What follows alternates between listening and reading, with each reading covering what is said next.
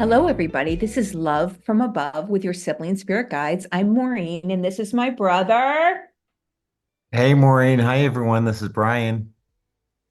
We're so happy to be here. On this podcast, we share channelings we receive from star beings, ascended masters, mythical beings who really exist, and our ancestors. And today's topic is breaking free of the matrix and the next step of our evolution. Brian, did you know the matrix was real? I did, and remember we were gonna watch that when we were together. We never did. I haven't seen that movie in years, but it is worth another watch. But we've gotten a few messages, I believe, or maybe it's things we've read. But yeah, The Matrix is real. So we'll get into Yeah, more of that, but it's amazing. I can't remember what spiritual teacher says that the movie The Matrix is a documentary. Like it's not fiction. It's a documentary. Um, so yeah, but I want to begin with the next step in our evolution. And this is a message that came through just a few days ago on August 5th. Do you want to start us off with our next step of our evolution, Brian? Sure, sure. So it says the truth of reality is unknown to most of your species. We urge awareness to rise above the general circumstances of your life. You're consumed by trivial activities that, although they feed and the rest of your body, they fail to nourish your soul. I'm thinking like what smartphones, everyone's glued to the phone. That's what I'm seeing. As I was in the airport yesterday and just nobody, I mean, sometimes people are walking and just looking down at their phone, almost bumping into you. It's crazy how much people are just so addicted to their phone. Yeah. Yeah. So they go on to say to see what truly occurs requires a detachment from your present circumstances.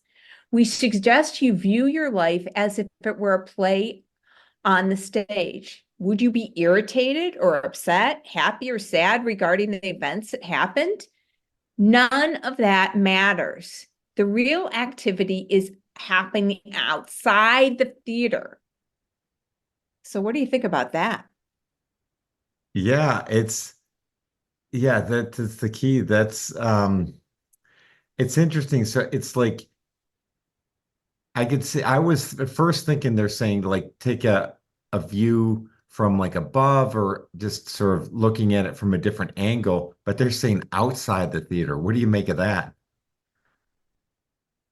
You know what? I just recently read, I'm rereading for the second time that I Am series by Saint Germain. And I just read, like, I don't know, a few weeks ago, where he was saying that like our oversoul is is like 10 to 50 feet above our body. So imagine that 10 to 50 feet above your body.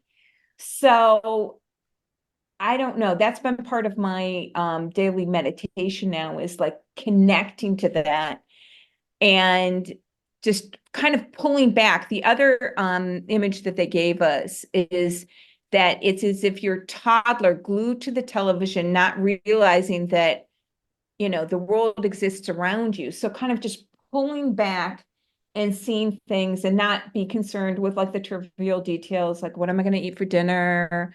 What will I do when I'm at the gym? All those things and just seeing the world from a bigger perspective.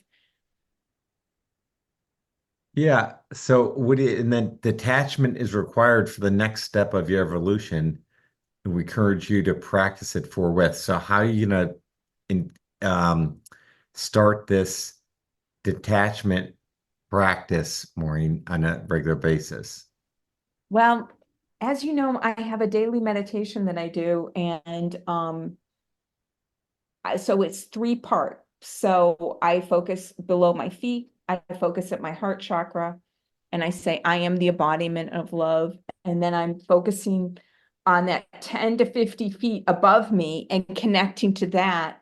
and I say to myself over and over again, like as a mantra, like I am united with the oversoul. I am united with the oversoul.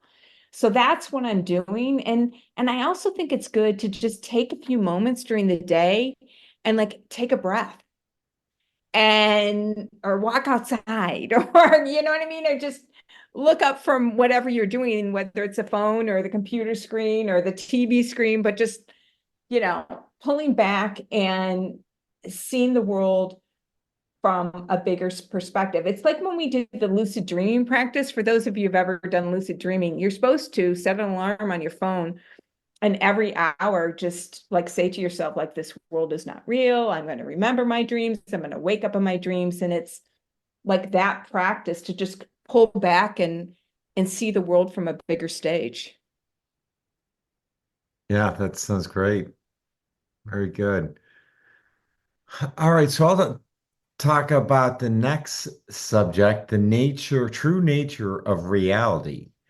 So who doesn't want to know that, right? So it says to see oneself in the true nature of your hologram is essential to understand the true nature of reality. As you've already discovered, you are not your body, where you live, what you do, or how much money resides in your various accounts. These are adaptations of the 3D matrix. It is essential to rise above the material plane. In the fifth and sixth dimensions, there are no material forms, so dissipating these creates a freedom to focus on what is real. So what do you think about that?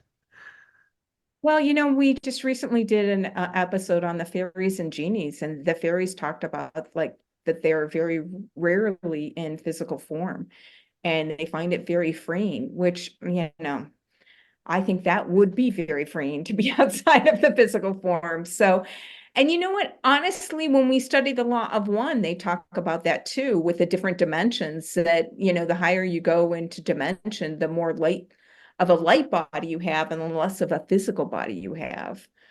Um, so that makes sense. They then go on to talk about us, that the brother being away from his domicile, the sister residing without a permanent domicile creates the ability to detach from the tendrils of the material matrix, which I'll tell you, that's one of the main reasons why I am a nomad traveling the world is, I'm free from those attachments of a house, a car, a mortgage, all of those things, that those are things that I don't have to worry about. And I know you're about to make a transition and you're going to be experiencing that soon too, right, brother?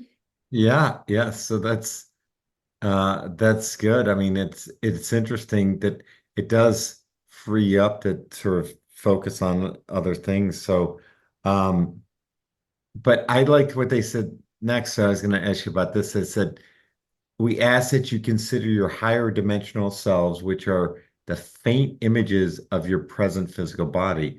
You can create any avatar that you wish, any form, any likeness. Higher beings can easily identify the signature of your soul's geometric pattern. So what is your avatar going to be, Maureen? What are you? Okay.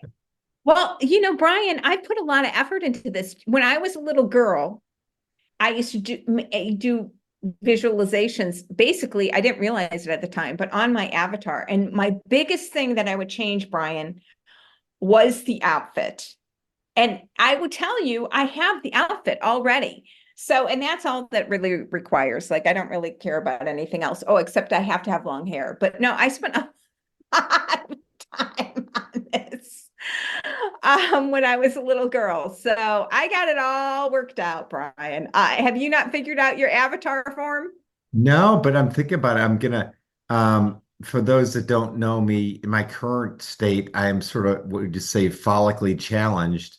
So I'd have my hair like my son Nick. Remember, Nick's hair is like the Oh, thickest. It's like a yeah. hair helmet. It's like so thick and really nice hair. biggest hair I've ever seen on anybody. I mean, it is just, and I asked him, I was just visiting Brian recently at his place, and I was asking Nick, I said, do people comment when they cut your hair? Because it's just so unusual. And he said, yeah, they do. So, yeah. So, think about what your avatar would be like. And it doesn't matter because higher beings will recognize you by your geometric pattern. Um, so yeah, and it's really, really interesting. Yeah, definitely. Um, so it does, they also go on to say you are not the body, you are not the car, you're not the house. These are just projections that you have assembled to provide comfort and an opportunity to develop further as an ascended soul. So yeah, I'm all about that too. So you imagine your true holographic self as residing deep within the heavens, deep within the womb of creation itself, with the chosen family you have chosen to ascend with. This is the true nature of reality. You're not in a hotel room, but deep within the womb of creation. Wow. I mean, can you imagine that? Like, so this really is a matrix. This really is a holographic reality. I mean, you're not here, you're in the womb of creation with your chosen family. And yeah, I mean, that's what interests me. I was talking to Brian's wife, who's really into, the ancestry thing. I was like, I'm interested in like who's my soul family, because when you meet those people, like it just you can feel that bond immediately and it's so powerful. So really, really interesting. The next message that we got was on March 8th, and they talk about the matrix is crumbling down. Is that a bad thing or a good thing? Well, I think it's a good thing, right? I guess so. Do you want to say what they had to say on March 8th? Sure. So it says this is a wondrous time to live on your planet or be immersed in the matrix. The walls are crumbling down, which reveals the true inner sanctity of the one, the all. So I mean that's a good thing, right? I mean, it's hard. I was thinking that all the time. Sometimes I like get focused in on work or something like that, and then I just step away and like, this, you know, none of this really matters. It's like, you know, try and step away and get a sort of higher perspective on things. Yeah, and then they go on to say, I thought this was so interesting. They said, your troubles shall soon take you to wondrous places. Be alert for unusual opportunities that will present themselves. So I love that. Your troubles will take you to wondrous places. So what do you So make of that? I love it. I mean, it's realizing that everything that happens to you is an absolute gift. Right. And if you don't view it as a gift, then you need to change your perspective. So something that you fear, you don't like, you wish you could change, like it's taking you to a wondrous place. Like I love that. I mean, I almost like want to add that into my affirmations that I say every day. Like it's just so powerful and beautiful. Your troubles shall soon take you to wondrous places. Amen. Yeah. Yeah. And yeah, it's the key is focusing on that. Yeah, exactly. You said it's an opportunity. So it may be not feel like an opportunity at the time, but you have to have the right perspective and things will all work out. Yeah. And I was recently thinking about that. I was telling a friend, Brian, how so I'm in the United States and I've been here for a couple of weeks, and it just my whole trip of what I thought was going to happen, none of that, very little of that happened. Like everything changed, but it all worked out. And I can kind of look back and I can see like a divine hand that really helped me along. So um yeah, it's really interesting to pull back and look at it with a different perspective, and especially with time that's passed, and just really see how everything turned out for the best. Yep, absolutely. So we have another topic on problems bring opportunities from April 4th of this year. And it said, Dear one, the shifting of the magnetic poles may cause turbulent times for those in the matrix. However, this is for the benefit as it pushes you up and out of the matrix reality. Those that cannot eject themselves will indeed be plunged into a scary ride. The key is to raise the vibrational quality of the central nature of the true being of the soul that resides within the seemingly appearing body, which of course is non-existence in the higher realms. So yeah, I've read books. I think Greg Braden book I read talked about this, and or a couple of books we've read. I don't remember how many thousand years the poles shift and reverse, and that's occurring, and then so that's what they're talking about here. But if you're at the right vibration, you won't really be impacted by it. But others in like that are more focused on fear will be plunged into a scary ride.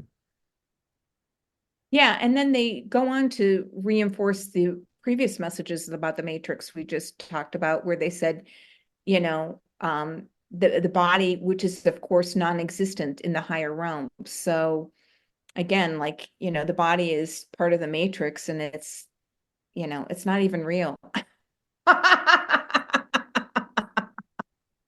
Yeah, and everyone that talks about like moving to fifth dimensional and shedding the heavy, body and all the pains and everything is, it's you're lighter and just so much more freeing. They always mention them in the fifth dimension. So um, something to look forward to, I guess, right, Maureen?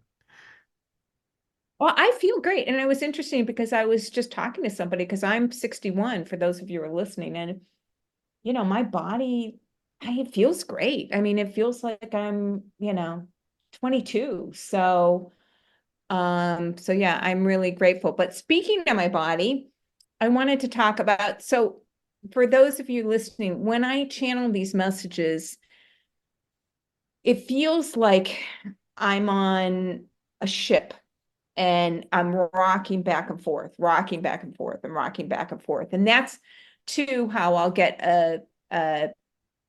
I'll be aware that beings are around me, is if I start to feel that rocking back and forth, I'm like, oh, they've connected to me. So one time I asked them on November 19th of last year, I said, what the heck is all of this rocking movement? Because it really happens with every session. And they said the sensation of movement is a positive aspect of escaping the confines of the vines of the matrix. Always rejoice when you feel the sensation. It represents freedom. So, Brian, have you ever been in meditation and felt movement, or No, I haven't have you felt ever? movement. I feel like I feel a lot like I even feel not that in my especially the in my crown chakra I feel um when I'm connected or when I'm doing something like that, I feel it in my head mostly, in top of my head and all over my head, but I haven't felt the movement. Hope to someday, but it sounds interesting. So is it pleasant or it sounds like it feels good though, right? I mean, sometimes you're like it's too much, or is it like you're not gonna get nauseous or Well, anything? Is it or I've what do you? gotten I've gotten better at it. When we first started channeling aura, like, it would feel like really rocky, and there were times where I would have to break off the session, just because it was so hard to focus on the words, and I feel like but I think now I've got better sea legs. So I'm used to it. And I think that also that they've gotten used to me too. And it's not as, at first it would just be, really widely swaying. But I've also felt Brian and I started seriously meditating with Dr. Joe Dispenza. And when I started, after 2 years of doing his meditations, I would start to feel like movement. That's the only other way I can explain it. Like I would get to this space and I would feel movement. And I thought, oh, isn't this interesting? Because we are on this planet that's spinning. And so I don't know, it's just interesting. So just FYI, for those of you who ever feel movement and whether you're in meditation, that movement is, freedom from the matrix. Amen. Yeah, absolutely. So, I guess we had closing thoughts on this one as around the matrix is a creation from the one. In this way, it serves as useful tools for you. For those who embedded themselves within the holy and divine structure, there's nothing to fear. We say relax and enjoy. Amen. That's so beautiful because, I do think of the Matrix as something that, as well, apparently, too, from that movie that, it's something to escape. It's something that's entrapped us. It's not something that's for our higher good. So I love this message that, it's a tool, which of course is created by the one and it's for our benefit and, you know, relax and enjoy the ride. So I think that's a beautiful message. I agree. I agree. Well, another thanks for putting this one together. Another good one. Um, any other final thoughts before we sign off? No, thank you everybody to listening. We're so grateful for you and we'll talk to you next week. Bye, everyone.